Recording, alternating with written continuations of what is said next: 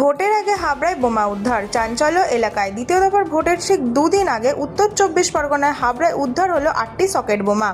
দক্ষিণ সরাইয়ের নিম্ন বুনিয়াদী বিদ্যালয়ের গেটের বাইরে পড়ে থাকতে দেখা যায় এই বোমাগুলি। খবর পেয়ে দ্রুত ঘটনাস্থলে পৌঁছায় পুলিশ এবং শুরু হয় তল্লাশি। আগামী 29 তারিখ এই স্কুলেই রয়েছে দুটি বুথে ভোট গ্রহণের ব্যবস্থা। ঘটনার জেরে এলাকায় ছড়িয়েছে তীব্র আতঙ্ক। তৃণমূল কংগ্রেস বিজেপির বিরুদ্ধে বোমা মজুতের অভিযোগ তুললেও সমস্ত অভিযোগ অস্বীকার করেছে বিজেপি।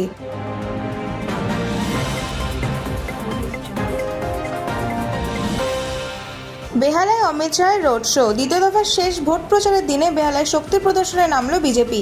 আজ বেহালা পূর্বের প্রার্থী শঙ্কর শিকদার এবং বেহালা পশ্চিমের প্রার্থী ইন্দ্রনীল খায়ের সমর্থনে রোড শো করলেন অমিত শাহ। রোড শো ঘিরে সকাল থেকেই উচ্ছ্বাস কর্মী সমর্থকদের মধ্যে। রাস্তার দুধারে ভিড় করে দাঁড়িয়েছিলেন মানুষ। হাত নেড়ে শুভেচ্ছা জানান কেন্দ্রীয় স্বরাষ্ট্রমন্ত্রী।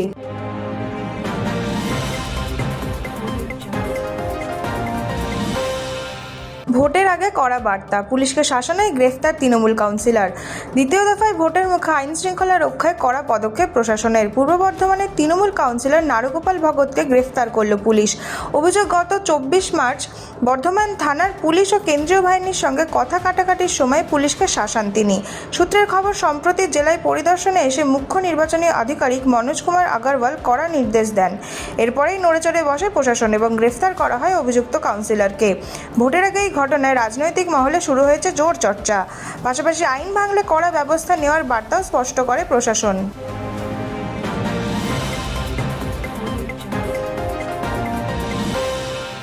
আরামবাগে তৃণমূল সাংসদের গাড়ি ভাঙচুর। আরামবাগে রাজনৈতিক উত্তেজনা চরমে। তৃণমূল সাংসদ মিতালি বাগের গাড়িতে হামলার অভিযোগ উঠল বিজেপি কর্মীদের বিরুদ্ধে।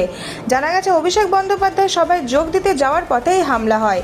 অভিযোগ, লাঠি দিয়ে গাড়ির কাঁচ ভেঙে দেওয়া হয়। অসুস্থ হয়ে পড়লে তাকে দ্রুত হাসপাতালে ভর্তি করা হয়। বর্তমানে তার চিকিৎসা চলছে। এই ঘটনাকে কেন্দ্র করে এলাকায় ব্যাপক চাঞ্চল্য ছড়িয়েছে।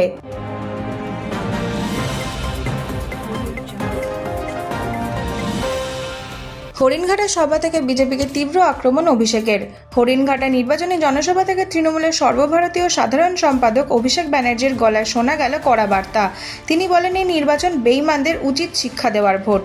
সভামঞ্চ থেকে অভিষেকের দাবি, সুখে আনন্দে তৃণমূলকে না পেলেও মানুষের দুঃখ বিপদে তৃণমূল সবসময় পাশে থেকেছে, আছে এবং থাকবে। একই সঙ্গে বিজেপিকে আক্রমণ করে তিনি স্লোগান তোলেন, টিএমসি জিতলে নো টেনশন, বিজেপি জিতলে ডিটেনশন।